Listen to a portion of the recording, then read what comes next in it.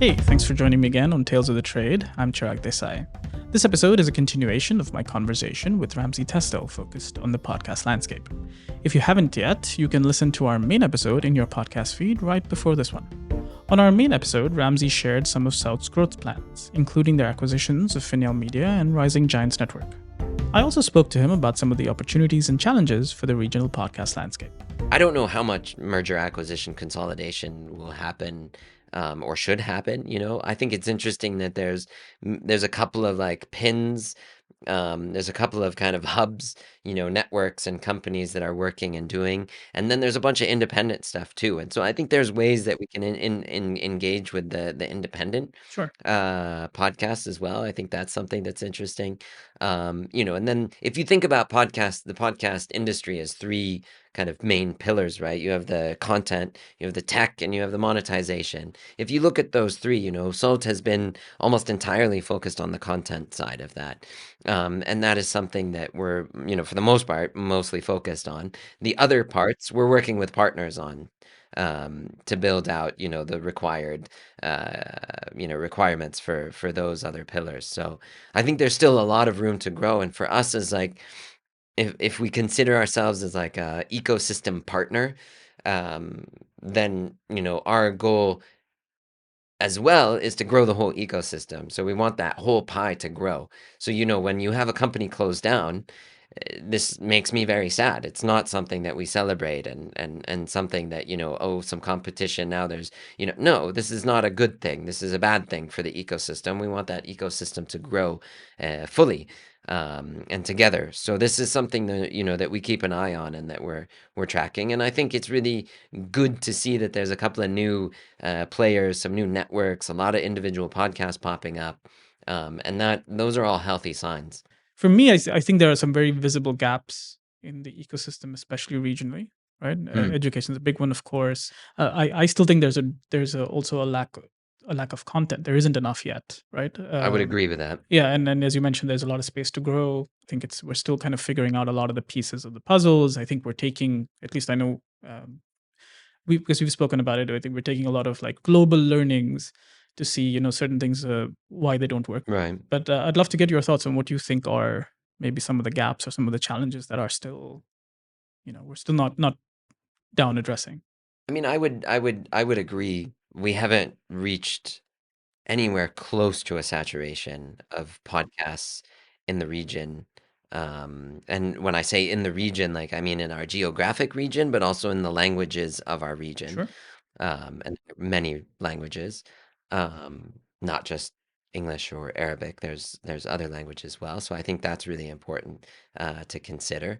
And I think too, if you look at really successful ecosystems, like TikTok or Instagram or whatnot, there is a financial element that is in there. And so I think that's something that we're still lacking. There isn't that financial reward. It doesn't, but I also think that there's other rewards.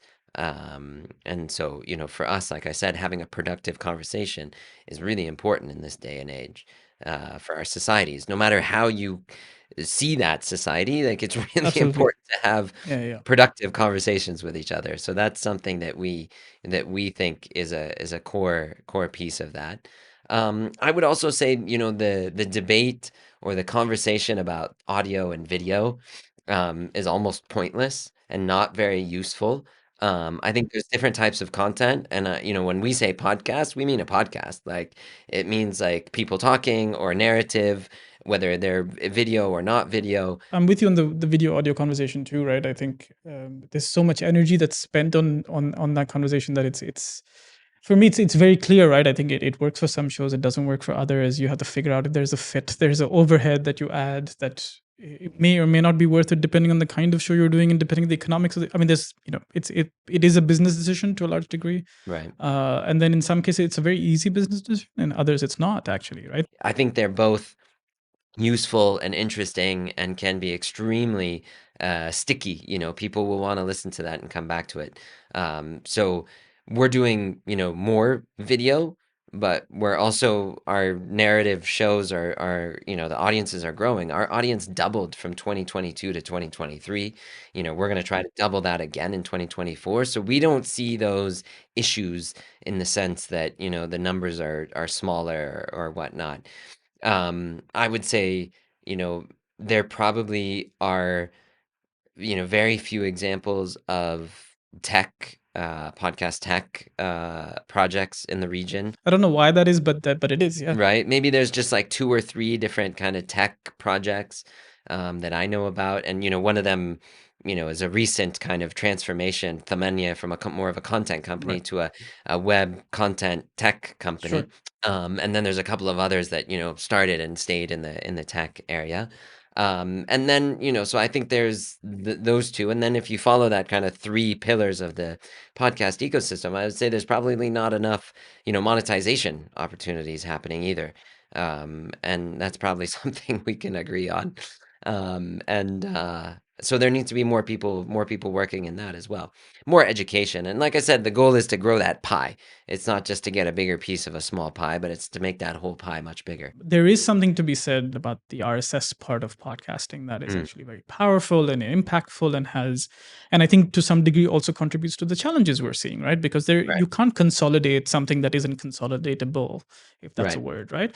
right, So when you mentioned TikTok as an example, it is still a closed ecosystem. Everything happens inside the platform, and it makes it faster to grow in terms of looking at an ecosystem. But then, of course, it comes with its own challenges, right? Whether it's and we've seen this in YouTube and so many other platforms where you have issues because the platform's goals don't always align with the creator's goals, right? right. That I'm sure you've had these conversations with actually not just advertisers but just companies, right? Where it's like that's all the data we're going to get, and I'm like, yeah, that's all the data you're going to get, but this is good enough to Yeah, get somewhere with what you're trying to do, because it's a very, as you said, it's a sticky listen, right? right, So of course there's education that has to happen around that. right. So I think that's where kind of things have to still move. Like you mentioned, monetization is a big deal, and I think it isn't quite mature enough yet. And we're not. Again, it's very easy to look at places like the US, but they're very mature in terms of things like subscriptions for content and in every tier. And here, it's not just enough to have a subscription; we also have to educate. Yeah, I would, obviously agree with a lot of that. And I think, we've seen some attempts to create walled gardens around open technology, Yeah, Spotify being the biggest. They're trying to get a lot of that content into there and exclusive and whatnot. And they've, recently kind of unrolled that. I think that was always going to be the case. I mean, I think there'll always be some space for sort of the quote unquote walled garden, right? I think there will be Yeah, some room for someone to come in, get a bunch of audience, and say, okay, well, now you can only get this within my whatever it is, right? Platform, gate, whatever. right, But I think the larger ecosystem and everything else around it will continue to thrive, irrespective right, of what happens there. I don't think you're going to see, at least I can't see it happening where 98% of podcast listening is going to happen on one platform, and then right. there's going to be nothing else. I mean, you had other examples too where people were trying to bring all the content into an app, and spent, tons of money. I think it was called Luminary, right? Where they spent Yes. all this money to get all this content, and they had like very few subscribers. I think they killed it so quickly that they realized so quickly that this is not gonna work, and so they jumped on like Apple Podcast subscription, and I think moving forward, what I would like to see is more distribution of the revenue, from advertising and sponsorships to subscription. And I think subscription can add value, and I think there will be certain ways and places where subscription is going to be an important part, of our businesses. And I think for Salt, we are going to relaunch Salt Plus with a different strategy, in the Okay. coming 2 months.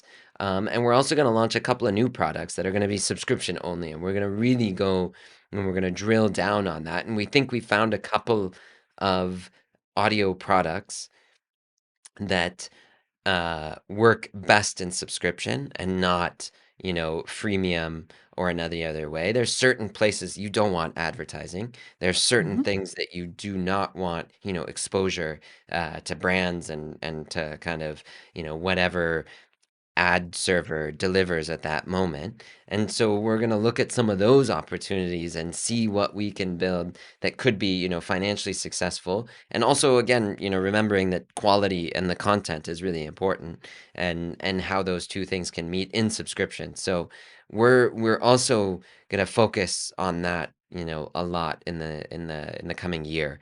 And we're going to test some things out and see how it goes. Yeah, and I think it is that sort of essential pivot to content company, right? Versus calling Mm, yourself a podcast house. I mean, this is I love podcasts, and I don't mean that they're going anywhere, right? But I think the idea of from a business standpoint, thinking one level up, right? To say, okay, here's a piece of content that I want to be able to deliver, and then figure out what's the best way to do it. And that might be two right. different forms of audio. It can be audio or video. It can be. I mean, I think there's a lot of scope to start thinking strategically that way. Right. I think the listeners are pretty primed to want to pick up things, right? The question is, how do you best deliver it? And there's a nice balance you can strike there. Right. That was my bonus episode with Ramsey Tesdell, Tales of the Trade, brought to you by MENA Media. I'm Chirag Desai. We'll see you again soon.